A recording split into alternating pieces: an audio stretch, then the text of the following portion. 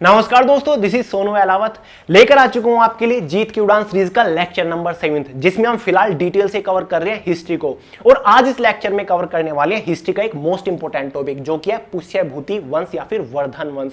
हर एक एग्जाम में सबसे ज्यादा क्वेश्चन इसी टॉपिक से पूछे जाते हैं और गारंटी के साथ कह सकता हूं इस लेक्चर के बाद आप इस टॉपिक से किसी भी एग्जाम में एक भी क्वेश्चन मिस नहीं करके आओगे। तो चलिए फ्रेंड्स, आज का लेक्चर बड़ा इंपॉर्टेंट है, बड़ा इंटरेस्टिंग है। तो एक नोटबुक और एक पेन लेकर बैठ जाइए, जितनी भी इंपॉर्टेंट टर्म आती है उनको प्रॉपर नोट करते हुए चलिए, क्योंकि फ्रेंड्स नोट्स बनाना बहुत ज्यादा इंपॉर्टेंट है। और इससे पहले 6 लेक्चर हो चुके हैं। चैनल के ऊपर जीत की उड़ान नाम से एक प्लेलिस्ट मिल जाएगी, सभी लेक्चर्स को देख डालिए डिटेल से। तो चलिए फटाफट लेक्चर शुरू करते हैं। देखिए फ्रेंड्स, अगर आपको याद हो लास्ट लेक्चर में हमने गुप्त साम्राज्य के बारे में डिटेल से कवर कर लिया था कि गुप्त साम्राज्य आया, उसने अखंड भारत का निर्माण कर लिया, यानी कि पूरे भारत के ऊपर लगभग वो राज कर रहा था। लेकिन हर बार की तरह गुप्त साम्राज्य का भी पतन होता है, क्योंकि हिस्ट्री में जितने भी साम्राज्य आते हैं सबका पतन होना निश्चित ही है लगभग। तो गुप्त साम्राज्य का भी पतन हो जाता है, यानी कि ये भी खत्म हो जाता है, नष्ट हो जाता है, फिर भारत टुकड़ों में बिखर जाता है। इसके खत्म होने का कारण भी मैंने बताया था। गुप्त साम्राज्य का जो आखिरी शक्तिशाली शासक माना जाता है वो स्कंदगुप्त को माना जाता है। उसके बाद गुप्त साम्राज्य के अंदर कोई भी बड़ा शासक, शक्तिशाली शासक नहीं आया, जिसकी वजह से बाहर से आक्रमण होने शुरू हो गए। और सबसे भयंकर कई बार आक्रमण हुणों ने किया। ठीक है, हुणों के बारे में मैंने आपको लास्ट लेक्चर में थोड़ा सा बताया था कि ये एक तरीके के मतलब घूमते रहते थे, लूटपाट करने वाले ज्यादा थे, और इनकी नजर भारत के ऊपर पड़ गई कि हम भारत के ऊपर राज करेंगे, यहां पर काफी सारा धन भी है। तो उन्होंने कई बार आक्रमण किया, जिसके आक्रमण की वजह से गुप्त साम्राज्य खत्म हो गया, क्योंकि गुप्त साम्राज्य उनका आक्रमण सहन नहीं कर पाया। बार बार उन्होंने आक्रमण किए और भी काफी सारे आक्रमण हो रहे थे। तो यहां पर गुप्त साम्राज्य खत्म हो जाता है और हिस्ट्री के कुछ सोर्सेज के अकॉर्डिंग पता चलता है कि गुप्त साम्राज्य का आखिरी शासक विष्णुगुप्त था। गुप्त साम्राज्य खत्म होने के बाद फिर से भारत के अंदर छोटे छोटे राजवंश बनना स्टार्ट हो जाते हैं। ठीक है, गुप्त साम्राज्य जब था तो भारत की ऐसी स्थिति थी, ठीक है, लगभग 450 के आसपास की। मैं आपको ये मैप दिखा रहा हूं। उसके बाद जब गुप्त साम्राज्य खत्म होता है, यहां पर देखिए लिखा हुआ है लेटर गुप्ताज, यानी कि गुप्तों के बाद क्या होता है, भारत के अंदर कुछ तो बाहर से आ जाते हैं शासक राज करने, और कुछ यहीं पर उत्पन्न हो जाते हैं, छोटे छोटे राज्य बना लेते हैं, उनके ऊपर अधिकार जमा लेते हैं, अपनी सेना खड़ी कर लेते हैं। जैसे कि यहां पर गुजरात में कुछ जगह तो वल्लभी ने अपना एक शासन बना लिया, वो यहां पर राज कर रहा था। साथ ही गुज्जर प्रतिहारा आ गए राजस्थान साइड से, आपको बताऊंगा डिटेल से। साथ ही कन्नौज में देखिए एक मुखेरी राजवंश उत्पन्न हो गया, ये राज करने लग गया। यहां पर चालुक्य आ गए, यहां पर देखिए पल्लव आ गए, पांड्या यहां पर आ गए, चेर यहां पर आ गए, चोल आ गए थे। ठीक है, और साथ ही पाल वंश भी आया। बहुत सारे राजवंश यहां पर बनने लगे, आपस में लड़ते रहते थे, एक दूसरे का राज्य पे अधिकार जमाने की कोशिश करते रहते थे। तो ये यहां पर कंडीशन हो गई थी। 600 एडी का मैं आपको ये लगभग मैप दिखा रहा हूं। तो चलिए अब बात करते हैं कि जब ये राजवंश उत्पन्न हो गए, इतने सारे राजवंश बन गए, तो क्या हुआ। बात तो हम पुष्यभूति वंश की कर रहे थे, स्टार्टिंग मैंने आपको दिखाया था। तो फ्रेंड्स क्या होता है, ये सभी राज कर रहे हैं गुप्त साम्राज्य के बाद, तो एक बड़े राजवंश की उत्पत्ति होती है जो कि दोबारा से अखंड भारत का निर्माण करने की कोशिश करता है कि भारत में यार छोटे छोटे राजवंश है, लेकिन मुझे पूरे भारत के ऊपर राज करना है, जितने भी राजवंश है सबको अपने अंदर मिला लेना है। तो वो था पुष्यभूति वंश, जिसको वर्धन वंश के नाम से भी जाना जाता है। अब पुष्यभूति वंश इसको क्यों कहा जाता है, क्योंकि इसका संस्थापक जो इसका पहला शासक था वो पुष्यभूति था, इसलिए इसे पुष्यभूति वंश जाना जाता है। वर्धन वंश के नाम से इसे इसलिए जाना जाता है क्योंकि इसका जो सबसे शक्तिशाली सम्राट था, राजा था, वो हर्षवर्धन था, जिसके वजह से इसको वर्धन राजवंश के नाम से भी जानते हैं। अब पुष्यभूति वंश की जब बात होती है तो सब लोग सबसे पहले प्रभाकर वर्धन के बारे में जानते हैं कि एक राजा था, उसके बाद राज्यवर्धन आया, या फिर उसके बाद हर्षवर्धन आया। तो प्रभाकर वर्धन क्यों, प्रभाकर वर्धन इसका पहला शासक नहीं था, पहला तो पुष्यभूति था, प्रभाकर वर्धन इसका चौथा शासक था। लेकिन ये इसलिए फेमस है क्योंकि ये वर्धन वंश का पहला सबसे शक्तिशाली शासक था, जिसने ज्यादा से ज्यादा राज्य को अपने अंदर मिलाया और अपनी सीमा को फैलाने की कोशिश की। मतलब अपना जो वर्धन वंश था उसको काफी लंबा चौड़ा इसने कर लिया था। अब देखिए जो वर्धन वंश आया, पुष्यभूति वंश आया, वो लगभग उत्तर भारत के अंदर, ठीक है, हरियाणा के अंदर आया था। उसने अपना जो डेरा जमाया था, जो अपना शासन स्थापित किया था, वो हरियाणा के अंदर थानेश्वर एक जगह पड़ती है, जो कि आज करनाल के अंदर आती है, हरियाणा का एक जिला है। ठीक है, थानेश्वर में इसने अपना शासन करना शुरू कर दिया। छोटी सी जगह इसने शुरू किया था प्रभाकर वर्धन ने। अब जो प्रभाकर वर्धन था, इसके दो पुत्र थे, एक पुत्री थी। एक पुत्र का नाम तो था इसका राज्यवर्धन, दूसरे पुत्र का नाम था हर्षवर्धन, जो कि आप स्क्रीन पर देख रहे हैं, यह है हर्षवर्धन, जो कि सबसे बड़ा और आखिरी ग्रेट हिंदू शासक था। और एक इसकी पुत्री थी जिसका नाम था राजश्री, यानी कि हर्षवर्धन और राजवर्धन की बहन राज्यश्री एक इनकी पुत्री थी। ठीक है, प्रभाकर वर्धन की। तो प्रभाकर वर्धन काफी अच्छा राजा था, काफी बड़ा राजा था, काफी युद्ध इसने जीते, अपनी सीमाओं को बढ़ाने की भी इसने कोशिश की। लेकिन प्रॉब्लम क्या आती है, ये मैप देखिए फ्रेंड्स, कन्नौज ये उत्तर प्रदेश में पड़ता था उस टाइम पर। यहां पर एक राजवंश था, मोखेरी वंश, मैंने आपको अभी बताया था। इसका एक नरेश था, यानी कि शासक था ग्रहवर्मन। ठीक है, ग्रहवर्मन कन्नौज पर उस टाइम पर राज कर रहा था। तो प्रभाकर वर्धन ने अपनी पुत्री राज्यश्री का विवाह इससे कर दिया, ग्रहवर्मन से कर दिया। ठीक है, तो मतलब प्रभाकर वर्धन की पुत्री यहां पर चली गई, इसका विवाह यहां पर कन्नौज कर दिया। तो कन्नौज से इनकी एक तरीके से रिश्तेदारी हो गई। अब प्रॉब्लम क्या आती है, अब यहां पर देखिए, ये ठहरा हमारा बंगाल। बंगाल में एक गोंड वंश था, यहां पर शासक कर रहा था, छोटा ही शासक था। इसका शासक था शशांक, ये राज कर रहा था बंगाल की यहां पर गद्दी पर, गोंड वंश की गद्दी पर। और साथ ही जो कि महाराष्ट्र में आज मालवा पड़ता है, यहां पर उस टाइम पर पड़ता था, यहां पर देवगुप्त गद्दी पर बैठा था, ये यहां पर शासक कर रहा था। ठीक है, यहां पर चालुक्य थे, ये बाद की बात है, आपको समझाऊंगा जब हर्षवर्धन के बारे में बात करेंगे। फिलहाल प्रभाकर वर्धन के बारे में बात कर रहे हैं। ठीक है, तो गद्दी पर बैठा था। तो भाई गोंड वंश का जो ये शशांक था, इसकी नजर थी कि यार वर्धन वंश को कब्जे में लेना है, मुझे यहां पर राज करना है, क्योंकि इन्होंने अपनी सीमा काफी बढ़ा रखी थी, ये काफी बड़ा राजवंश हो गया था बाकियों के कंपैरिजन में। अब प्रभाकर वर्धन थोड़ा सा शक्तिशाली था, तो इसी वजह से कोई भी उसके ऊपर वार नहीं कर पा रहा था। सब कुछ ठीक चल रहा था, लेकिन एक दिन किसी कारण की वजह से प्रभाकर वर्धन की मृत्यु हो जाती है, जिसके बाद गद्दी पर बैठता है उसका बड़ा पुत्र राज्यवर्धन, यानी कि हर्षवर्धन का बड़ा भाई। ये चीज नोट करने वाली है। और जिसका फायदा उठा लेता है बंगाल में गोंड वंश का शासक शशांक, क्योंकि वो तो वेट ही कर रहा था जब तक प्रभाकर वर्धन है वो अटैक नहीं कर पा रहा था किसी भी बड़े साम्राज्य के ऊपर, क्योंकि प्रभाकर वर्धन थोड़ा सा शक्तिशाली था। तो शशांक ने क्या किया, इसका एक मित्र था मालवा की गद्दी पर देवगुप्त जो बैठा था, ये मिलकर ही काम करते थे, यानी कि इनका शासक आपस में मिला हुआ था एक तरीके से। ठीक है, तो इसने इसकी मदद से जो कन्नौज का मोखेरी वंश था उसके ऊपर अटैक कर दिया। प्रभाकर वर्धन के टाइम पर यह अटैक नहीं कर पा रहा था। क्यों नहीं कर पा रहा था कन्नौज के ऊपर, क्योंकि प्रभाकर वर्धन की जो पुत्री है उसका विवाह मोखरी वंश के ग्रहवर्मन से हुआ था, इसी वजह से वो अटैक नहीं कर पा रहा था, क्योंकि प्रभाकर वर्धन फिर शशांक को नहीं छोड़ता, तो इसने अटैक कर दिया, क्योंकि अब प्रभाकर वर्धन तो नहीं है। और अटैक करने के बाद कन्नौज की मोखरी वंश का जो शासक था ग्रहवर्मन, जिससे राज्यश्री की विवाह हुआ था, इसको मार दिया, यानी कि ग्रहवर्मन की हत्या कर दी। ठीक है, और जो राज्यश्री थी यानी कि हर्षवर्धन और प्रभाकर वर्धन की जो बेटी थी उसको बंदी बना लिया। ठीक है, और यहां पर राज करने लग गया एक तरीके से बंगाल का जो गोंड शासक था शशांक, और एक तरीके से देवगुप्त भी यहां पर ही राज करने लग गया, क्योंकि ये एक में मिले हुए थे, एक मित्र थे। ठीक है, तो ये किसके कब्जे में आ गया, शशांक के और देवगुप्त के कब्जे में कन्नौज आ गया था। इसके बाद क्या होता है, जो राज्यवर्धन गद्दी पर बैठा होता है वो अपनी बहन राज्यश्री को छुड़ाने के लिए जाता है और देवगुप्त की हत्या कर देता है, लेकिन अपनी बहन को छुड़ाने में सफल नहीं हो पाता। देवगुप्त की हत्या होने के बाद शशांक जो गोंड वंश का शासक था कन्नौज के ऊपर, जिसने अधिकार जमा लिया था, ये क्रोध में आ जाता है, क्योंकि देवगुप्त इसका मित्र था, दोनों ने एक साथ मिलकर कन्नौज के ऊपर अटैक भी किया था और ये बढ़िया मित्र थे आपस में।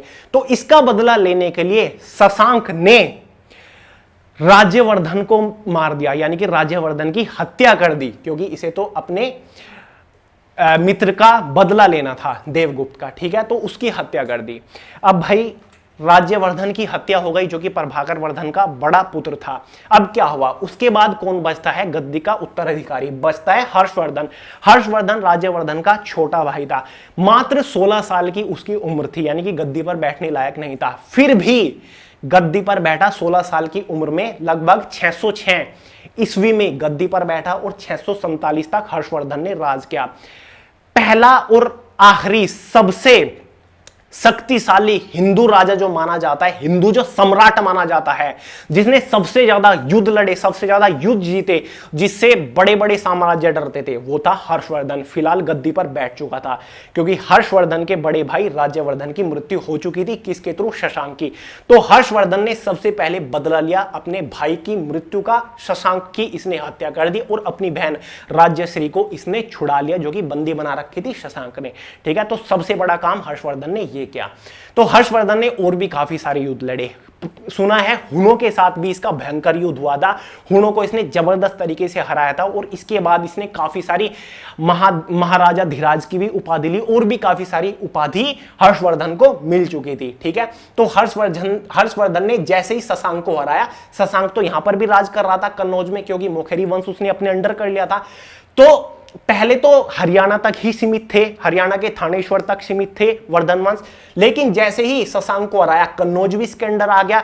कन्नौज हर्षवर्धन के अंडर आते ही हर्षवर्धन ने वर्धन वंश की जो राजधानी बनाई वो कन्नौज बनाई। एग्जाम में कई बार पूछा जाता है कि वर्धन वंश या पुष्यभूति वंश की राजधानी क्या थी, तो कन्नौज इसने अपनी राजधानी बना ली थी। ठीक है, ये चीज आपकी क्लियर हो गई हो। और धीरे धीरे हर्षवर्धन युद्ध लड़ता गया, अपने आसपास के जो छोटे मोटे उसके राजवंश से सबको वो हराता चला गया। मतलब उसके दिमाग में आ गया था कि यार अखंड भारत का निर्माण मुझे करना है, अब ऐसे नहीं चलेगा, कोई भी राजा आ रहा है किसी भी छोटे मोटे राजवंश को मार रहा है और फिर वहां पर राज कर रहा है। तो इसके आसपास जितने भी राजवंश थे जिनसे सुलह हो पाई उससे की, और जो नहीं माना उसकी हत्या की और उसका राजवंश अपने अंडर में किया। और ऐसे चलते चलते जो पूरा उत्तर भारत था, लगभग यहां से लेकर गुजरात, लगभग सिंध, कश्मीर भी हम कह सकते हैं, राजस्थान भी इसने अपने अंडर कर लिया। ये देखिए, ये हर्षवर्धन का राज था। और इधर असम तक ये सब कुछ वर्धन वंश था। तो इतना इसने अंडर में अपने कर लिया था। अब यहां पर वर्धन वंश, हर्षवर्धन गद्दी पर बैठा है। उसी के साथ साथ, आगे पीछे की बात नहीं कर रहा हूं, उसी के साथ साथ वर्धन वंश के टाइम पर ही यह सबसे बड़ा साम्राज्य था ऊपर उत्तर भारत में, लेकिन नीचे दक्षिणी भारत में और भी राजवंश थे जो कि शक्तिशाली थे। जैसे कि चालुक्य था, शक्तिशाली राजा था। इसका पुलकेशिन सेकंड बहुत शक्तिशाली राजा था, बताऊंगा इसके बारे में। साथ ही नीचे देखिए चेराज थे, साथ ही पांड्या, पल्लव, साथ ही और भी यहां पर काफी सारे राजवंश थे। तो ये इसी के साथ साथ थे। अब बात करें यार थोड़ा सा हर्षवर्धन के बारे में, तो हर्षवर्धन की जो सेना थी वो सबसे विशाल सेना मानी जाती है उस टाइम की, क्योंकि सबसे बड़ा राजा हो गया था और तो सब छोटे मोटे राजवंश थे। लगभग 5000 हाथियों की इसकी सेना थी, 5000 हाथी इसकी सेना में शामिल थे। साथ ही 2000 घुड़सवार सैनिक इसकी सेना में शामिल थे और साथ ही 5000 पैदल सैनिक इसकी सेना में शामिल थे। तो ये कह सकते हैं उस टाइम की सबसे बड़ी सेना इसके पास थी। तो यार अब क्या हुआ, हर्षवर्धन ने सोचा क्या उत्तर भारत के ऊपर तो हमने अपना राज्य जमा लिया है, अब कोशिश करते हैं दक्षिणी भारत को भी जीतने की, क्योंकि हमें तो पूरा भारत लेना है। अब दक्षिणी भारत में यार एक ऐसा राजा बैठा हुआ था चालुक्य वंश का, पुलकेशिन सेकंड, जो कि भाई हर्षवर्धन से भी शक्तिशाली था। यानी कि इससे बड़ी सेना वो लेके बैठा था, इससे शक्तिशाली, क्योंकि सारी विधि, सारी प्रैक्टिस वगैरह जो युद्ध की होती है, सारे अस्त्र शस्त्र का ज्ञान उसके पास था। यानी कि वो भी भयंकर शक्तिशाली राजा था। पुलकेशिन सेकंड एग्जाम में क्वेश्चन आता है। तो भाई बिना सोचे समझे हर्षवर्धन ने भाई अटैक कर दिया चालुक्य वंश के ऊपर दक्षिणी भारत जीतने के लिए। तो पुलकेशिन सेकंड ने नर्मदा नदी के तट पर हर्षवर्धन को जबरदस्त तरीके से हराया। बढ़िया खून खराब हुआ, हर्षवर्धन की सेना ऑलमोस्ट सारी ही खत्म कर दी थी पुलकेशिन सेकंड को। एक तरीके से ये कह सकते हैं कि हर्षवर्धन को भागना पड़ा अपनी जान बचाने के लिए। ठीक है, और इसके बाद जब पुलकेशिन सेकंड ने इतनी बुरी तरीके से हराया, हर्षवर्धन ने कभी भी अपने दिमाग में ये नहीं लाया कि मैं दक्षिणी भारत के ऊपर अटैक करूं, दक्षिणी भारत को मैं जीतूं। हर्षवर्धन ने वहीं पर छोड़ दिया था और बाकी बस हर्षवर्धन बौद्ध धर्म का अनुयायी था और मतलब सबसे प्रजा को प्यार करने वाला जो राजा माना जाता है हिस्ट्री में, वो हर्षवर्धन को ही माना जाता है। सबसे बड़ा जो दानवीर माना जाता है वो हर्षवर्धन को ही माना जाता है, क्योंकि लगभग डेली 500 ब्राह्मणों को ये भोजन कराता था और 1000 जो बौद्ध भिक्षु होते हैं उनको ये भोजन कराता था हर रोज। तो बहुत बड़ा दानवीर हर्षवर्धन को कहा जाता है। 647 ईस्वी में इसकी मृत्यु हो जाती है। तो एक टाइम याद रखिएगा, 606, 16 साल की उम्र में गद्दी पर बैठ जाते हैं और 647 ईस्वी में इनकी मृत्यु हो जाती है। क्लियर है। हर्षवर्धन के टाइम पर हैनसोंग चीनी यात्री भारत आया था। अब सवाल यह भी उठता है कि हमें वर्धन वंश यानी कि पुष्यभूति वंश के बारे में कहां से पता चलता है, ठीक है, जो हम इसके बारे में बात कर पा रहे हैं, इस तरीके की स्टोरी डिस्कस कर पा रहे हैं, हमें कहां से पता चला, क्योंकि ये तो बहुत पुराना किस्सा है। तो इसके सोर्सेज इस तरीके से हैं।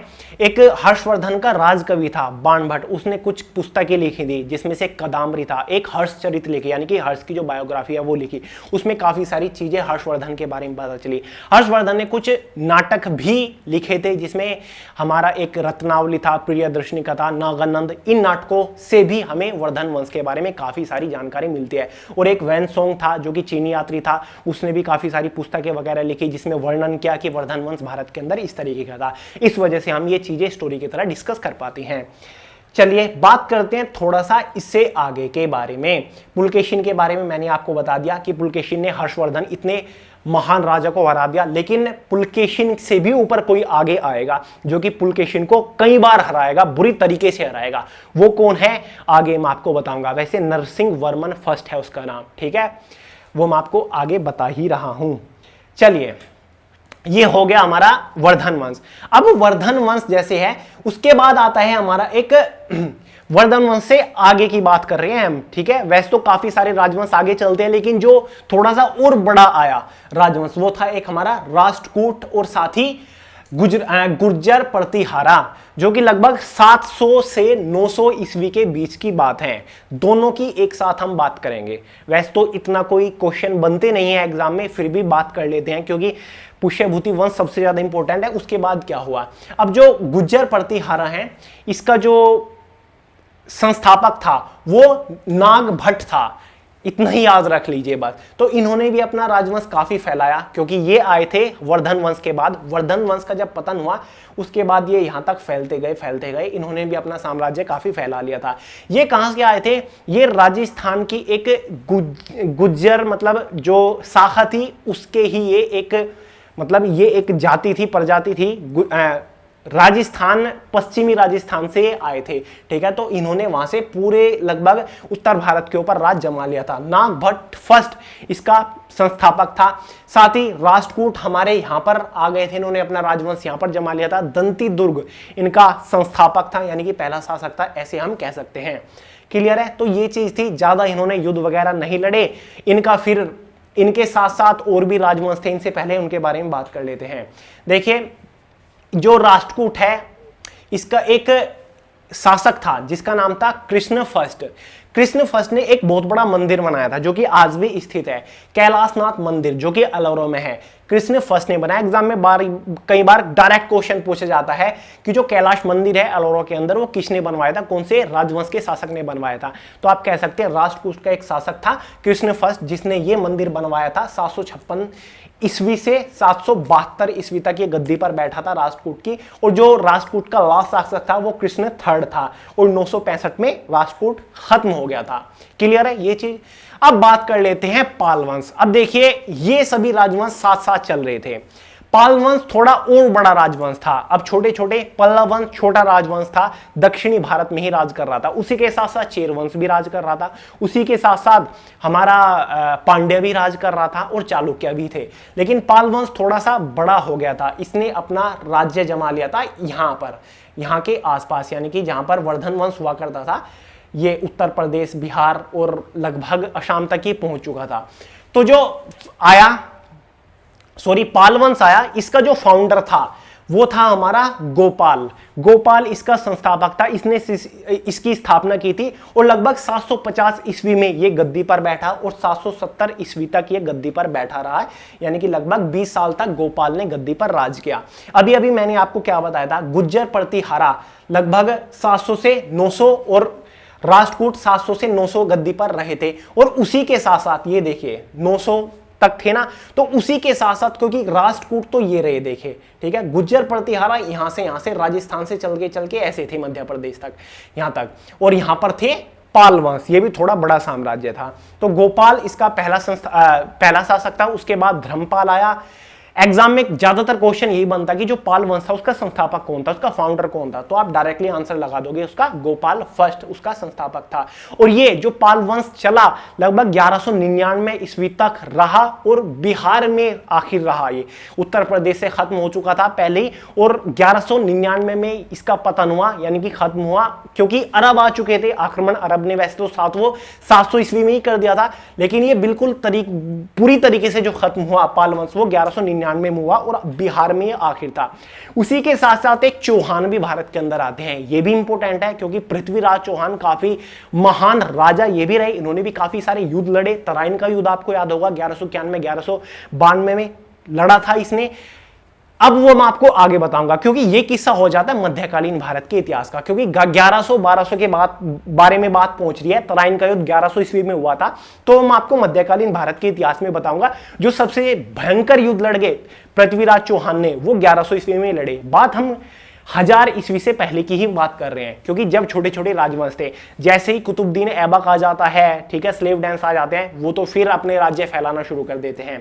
अब एक और राजवंश होता है चालुक्य। हिस्ट्री में आप चालुक्य के बारे में दो तरीके से सुनते होंगे। एक गुजरात के सोलंकी चालुक्य के बारे में आपने सुना होगा और एक आपने बादामी के चालुक्यों के बारे में सुना होगा। जो बादामी का चालुक्य है उसमें ही पुलकेशिन सेकंड है, और जो गुजरात के सोलंकी चालुक्य है इनका जो राजवंश था वो यहाँ पर गुजरात के इर्द गिर्द था। और जो बादामी के चालुक्य थे उनका जो राजवंश था वो काफी यहां तक फैला हुआ था। ठीक है, बात कर रहे हैं गुजरात के जो सोलंकी चालुक्य थे, इसका जो फाउंडर था वो मूलराज था। नीचे मैंने लिखा हुआ है फाउंडर मूलराज फर्स्ट इसका फाउंडर था। अब मूलराज फर्स्ट के टाइम पर ही अरबों ने आक्रमण भारत के ऊपर कर दिया था। ठीक है, मोहम्मद गोरी और मूलराज फर्स्ट के बीच में भयंकर युद्ध हुआ। ठीक है, और लगभग ये बात है 1178 ईस्वी की। अब जो मूलराज था इसने मोहम्मद गोरी को हरा दिया था और माउंट आबू पर्वत पे हराया था और मोहम्मद गोरी वापस भाग गया था। ठीक है, 1178 ईस्वी में। ठीक है, कौन था ये? चालुक्य का फाउंडर था मूलराज फर्स्ट। अब चालुक्य की गद्दी पर एक और राजा बैठता है जिसका नाम था भीमराज फर्स्ट। भीमराज फर्स्ट लगभग 1000 के आसपास ये गद्दी पर बैठता है, कुछ समथिंग में बात कर रहा हूं। और 1025 ईस्वी में महमूद गजनवी भारत आता है और आक्रमण कर देता है गुजरात के अंदर सोमनाथ मंदिर पर, जहां पर जबरदस्त लूटपाट करता है महमूद गजनवी और जबरदस्त लूटपाट करके ले जाता है। किसके टाइम पर? भीमराज फर्स्ट के टाइम पर।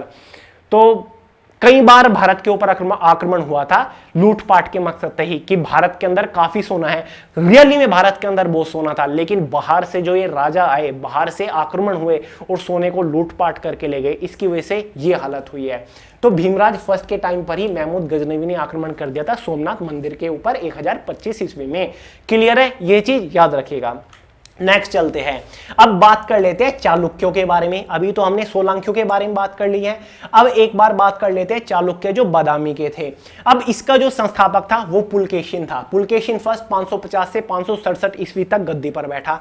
उसके बाद आ जाएगा हमारा कीर्तिवर्मन फर्स्ट, जो कि 567 से 598 ईस्वी के ऊपर गद्दी पर बैठा। ये जो राजा थे पुलकेशिन फर्स्ट काफी प्रतापी राजा था, पहला सबसे शक्तिशाली राजा था चालुक्य वंश का। अब कीर्तिवर्मन आता है, ये कोई खास शक्तिशाली नहीं था, जल्दी ही गद्दी से उठ जाता है। उसके बाद पुलकेशिन सेकंड बैठता है। पुलकेशिन सेकंड चालुक्य का सबसे शक्तिशाली राजा था, जो कि लगभग 609 ईस्वी में गद्दी पर बैठता है। और आपको याद होगा लगभग 606 ईस्वी में गद्दी पर कौन बैठता है? वर्धन वंश की हर्षवर्धन। ये चीज कनेक्ट करने की कोशिश करिएगा। 609 में पुलकेशिन सेकंड बैठता है और उससे 3 साल पहले 606 में हर्षवर्धन गद्दी पर बैठता है, जो कि केवल उस टाइम पर 16 साल की उम्र में था। आपको याद हो मैंने आपको बताया था पुलकेशिन सेकंड ने हर्षवर्धन को जबरदस्त तरीके से नर्मदा नदी के तट पर हराया, क्योंकि हर्षवर्धन ने सोचा था कि जो ये चालुक्य हैं दक्षिणी भारत में बैठे हैं, मैं इनका भी साम्राज्य अपने अंडर ले लूंगा। ठीक है, इनको भी भगा दूंगा। लेकिन ये ठहरा थोड़ा शक्तिशाली, इसने हर्षवर्धन को ही उल्टा हरा दिया। इसके बाद आता है विक्रमादित्य फर्स्ट, जो कि 654 ईस्वी में गद्दी पर बैठता है और 655 तक गद्दी पर राज करता है। कृतिवर्मन सेकंड आता है, ये लास्ट शासक होता है। एग्जाम में कई बार पूछ लिया जाता है कि चालुक्य का लास्ट शासक कौन था, तो कृतिवर्मन आप एग्जाम में क्वेश्चन लगा के आ जाओगे। अब पुलकेशिन के बारे में बात हो रही है, ये तो आपको पता चल गया पुलकेशिन सेकंड काफी शक्तिशाली राजा था क्योंकि इसने हर्षवर्धन को हरा दिया था। अब हर्षवर्धन की भी टक्कर का कोई यहां पर राजा था, कौन था? नरसिंह वर्मन था। पल्लव एक राजवंश है, पल्लव यहां पर बैठे हुए थे, यहां पर ये राज कर रहे थे। पल्लव का एक जो राजा था नरसिंह वर्मन फर्स्ट, ये एक राजा था, इसने चालुक्य वंश के पुलकेशिन सेकंड को 3 बार हराया। पुलकेशिन सेकंड ने सोचा मुझे पल्लव वंश भी चाहिए और इनके ऊपर अटैक कर दिया, लेकिन नरसिंह वर्मन फर्स्ट काफी शक्तिशाली था, काफी बड़ी सेना इसके पास थी, पुलकेशिन सेकंड से भी बड़ी सेना थी, तो इसने इसको जबरदस्त तरीके से हराया। काफी खून खराबा हुआ और 3 युद्ध इनमें हुए। पहले पुलकेशिन सेकंड को हराया, वो दोबारा से आ गया, फिर हराया, वो तीसरी बार भी आ गया और जबरदस्त तरीके से हरा दिया। और जब उसकी पीठ पर नरसिंह फर्स्ट ने पुलकेशिन सेकंड की पीठ पर विजय लिख दिया, उसके बाद उसने दोबारा आक्रमण नहीं किया। ठीक है, तो ये सीन हुआ था, यानी कि नरसिंह वर्मन ने पुलकेशिन सेकंड को हराया था, जो कि एक चालुक्य राजा था। आई थिंक ये चीजें आपके माइंड में क्लियर हो रही होगी कि पुलकेशिन फर्स्ट किसका राजा था, नरसिंह फर्स्ट कौन से साम्राज्य का था, पल्लव का था। क्लियर है, आगे बढ़े। नेक्स्ट है, आपको लग रहा होगा ये चीजें इंपॉर्टेंट नहीं है इतनी, लेकिन इंपॉर्टेंट है। जो पॉइंट्स है जैसे कि ये युद्ध के बारे में एग्जाम में पूछ लिया जाता है, किसने किसको हराया, फिर कौन किसका संस्थापक था, ये एग्जाम में आते हैं। अब देखिए ये सब कुछ चल रहा था, उसके बाद संगम वंश की संगम काल बोलते हैं इसको, संगम पीरियड भारत के अंदर अप्लाई हो जाता है। इसका मतलब है कि 3 राजवंश एक साथ उभरते हैं, जिसमें से एक चोल होता है, चेर होता है, पांड्या होता है, जो कि एकदम नीचे की साइड में आते हैं। ये देखिए यहां पर आ जाता है हमारा चोल वंश, यहां पर आ जाता है हमारा चेर वंश, यहां पर आ जाता है हमारा पांड्या वंश, और ये तीनों वंश आ जाते हैं बराबर के शक्तिशाली वंश थे। यानी कि इतनी शक्ति इसके पास थी, इतनी इसके पास, इतनी इसके पास, ऑलमोस्ट सेना की शक्ति इनके पास बराबर थी। और इसको ही संगम पीरियड बोला गया था क्योंकि 3 राजवंश पास पास में ही राज कर रहे थे। चोल वंश के बारे में बात करें, चोल वंश का जो संस्थापक था वो था विजयालय, जिसने तंजावुर को अपनी राजधानी बनाई। तंजावुर के अंदर एक बहुत बड़ा मंदिर है आज बृहदेश्वर, जिसको बनवाया था राजा राज फर्स्ट ने। आगे मैं आपको उसकी तस्वीर भी दिखाने की कोशिश करूंगा। इसके बाद चोल वंश का जो दूसरा राजा होता है राजा राज फर्स्ट होता है, जो कि 1985 में गद्दी पर बैठता है, 1014 तक गद्दी पर बैठा रहता है। राजा राज काफी प्रतापी राजा था, श्रीलंका के ऊपर इसने अटैक किया और श्रीलंका को इसने अपने कब्जे में कर लिया था। उसके बाद बृहदेश्वर मंदिर का निर्माण कराता है, जो कि आज तमिलनाडु के अंदर तंजावुर के अंदर पड़ता है। राजेंद्र फर्स्ट उसके बाद गद्दी पर बैठता है, 1014 में 1044 तक ये राज करता है। और आखिरी जो शासक होता है चोल वंश का वो अधिराजेंद्र होता है, 1070 में वो जो गद्दी पर बैठता है और यही आखिरी शासक होता है। ये बात होगी चोल वंश की। अब बात कर लेते हैं दूसरे शासक की, जो कि हमारा पल्लव वंश। पल्लव वंश जो था इसका संस्थापक माना जाता है सिंह विष्णु को। 575 से 600 तक ये गद्दी पर बैठा था। और पल्लव वंश की जो राजधानी थी वो कौन सी थी? कांची थी, जो कि आज तमिलनाडु के अंदर पड़ती है। उसके बाद महेंद्र वर्मन फर्स्ट गद्दी पर बैठता है, 600 ईस्वी में 630 तक राज करता है। उसके बाद नरसिंह वर्मन फर्स्ट, जिसने पुलकेशिन सेकंड को जबरदस्त तरीके से 3 बार हराया, 630 पर गद्दी पर बैठता है और 668 तक गद्दी पर राज करता है। 630 पर ये गद्दी पर बैठा, ये समझिए ऊपर उत्तर भारत में हर्षवर्धन राज कर रहा है, क्योंकि उसका जन्म वो गद्दी पर बैठा था 606 में। और चालुक्य की गद्दी पर इसी टाइम में पुलकेशिन सेकंड बैठा है और पल्लव वंश की गद्दी पर इसी टाइम में नरसिंह फर्स्ट बैठा है। तो मतलब ये सबसे महान राजा थे। ऊपर हर्षवर्धन शक्तिशाली, साइड में यानी कि चालुक्य की गद्दी पर पुलकेशिन सेकंड शक्तिशाली और इधर नरसिंह वर्मन फर्स्ट शक्तिशाली पल्लव वंश। तो ये सभी साथ साथ चल रहे थे। ये मत समझिएगा कि हर्षवर्धन खत्म हुआ, वर्धन वंश खत्म हुआ तो चालुक्य वंश आया, चालुक्य वंश खत्म हुआ तो पल्लव वंश आया, पल्लव वंश खत्म हुआ तो चोल वंश आया। ऐसा नहीं हुआ, ये साथ साथ चल रहे थे।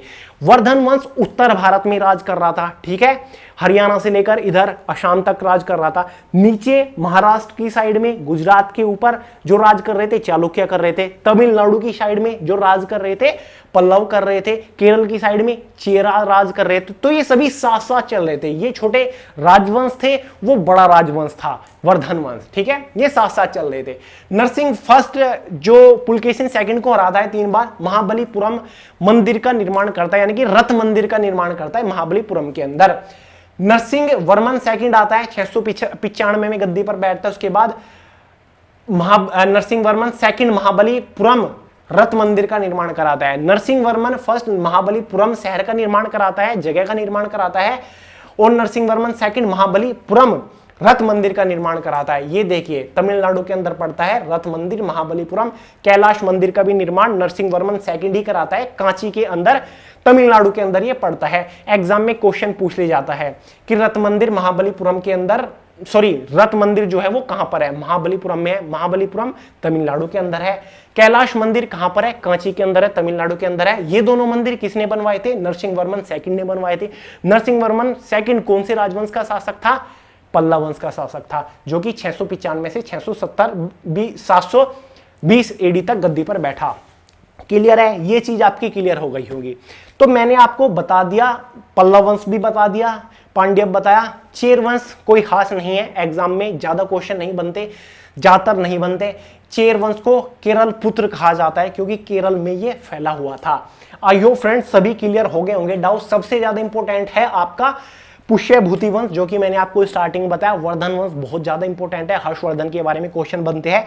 ज्यादातर लोग जितने भी बड़े बड़े लेक्चरर हैं या फिर जितने भी कॉम्पिटिटिव एग्जाम की क्लासेस ले रहे हैं जीएस की, वो वर्धन वंश कवर करते हैं। पुष्यभूति वंश कवर कर लिया, उसके बाद बहुत ही कम लोग या फिर बहुत ही कम लेक्चरर हैं जो कि चोल वंश, चेर वंश, पांड्य वंश के बारे में बताते हैं। मैंने आपको काफी कम चीजें बताई हैं, केवल इंपॉर्टेंट चीजें बताई हैं, कम बताई है, मैं खुद ही कह रहा हूं, लेकिन केवल इंपॉर्टेंट बताई है क्योंकि ये इंपॉर्टेंट, इतना ज्यादा गहराई में बढ़ने की जरूरत नहीं है।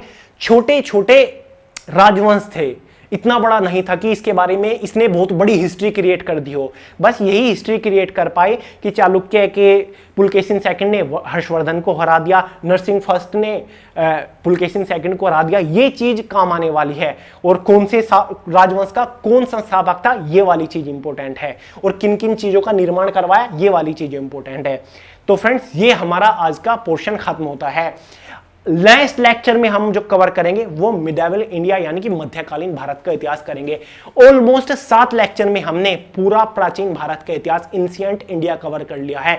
शुरू से मैंने आपको बताया पृथ्वी का निर्माण कैसे हुआ था, कैसे आदि मानव धरती पर आए थे, कैसे आदमी ने वस्त्र घर बनाना शुरू किया, कैसे धन का मतलब भोजन वगैरह उसने उत्पन्न करना शुरू कर दिया, कृषि वगैरह उन्होंने अपना जीवन व्यतीत किया, कैसे पूजा पाठ वो करने लगे, कैसे मूर्तियों की पूजा करी, किसने सिक्के चलाए, किसने चांदी सोने के सिक्के चलाए, पहले कौन सी धातु का उपयोग उन्होंने किया, हवन वगैरह कैसे किए, ऋग्वेद सामवेद सब कुछ मैंने आपको कवर कराया डिटेल से। हड़प्पा सभ्यता, वैदिक सभ्यता आपको बताया, मौर्य साम्राज्य, हरियंक वंश, सब कुछ आपको कवर करा दिया है। मेरे हिसाब से अब कुछ भी जो इंपॉर्टेंट है वो डेफिनेटली नहीं छूटा। एक लेक्चर में लोग कवर करा देते हैं पूरा प्राचीन भारत का इतिहास, मैंने आपको 7 लेक्चर में कवर कराया। अब आप ही सोचिए कितनी ज्यादा इंपॉर्टेंट चीजें मैंने आपको कवर कराई होंगी विद इमेजेस। तो नेक्स्ट लेक्चर में दिल्ली सल्तनत हम कवर करेंगे, जिसकी गद्दी पर सबसे पहले राज करेगा यस कुतुबुद्दीन ऐबक, जो कि स्लेव डांस यानी कि गुलाम वंश का संस्थापक या फिर दास वंश जिसको बोलते हैं, फिर ममलूक वंश भी इसको बोलते थे। डिटेल से कवर करेंगे, बड़ा इंपॉर्टेंट बड़ा इंटरेस्टिंग पोर्शन है यार हिस्ट्री का। उसके बाद ज्योग्राफी कवर करेंगे, जैसे हिस्ट्री खत्म हो जाती है, हिस्ट्री खत्म होने के बाद पॉलिटी, कॉन्स्टिट्यूशन सब कुछ कवर करेंगे, पूरा जीएस कवर करेंगे।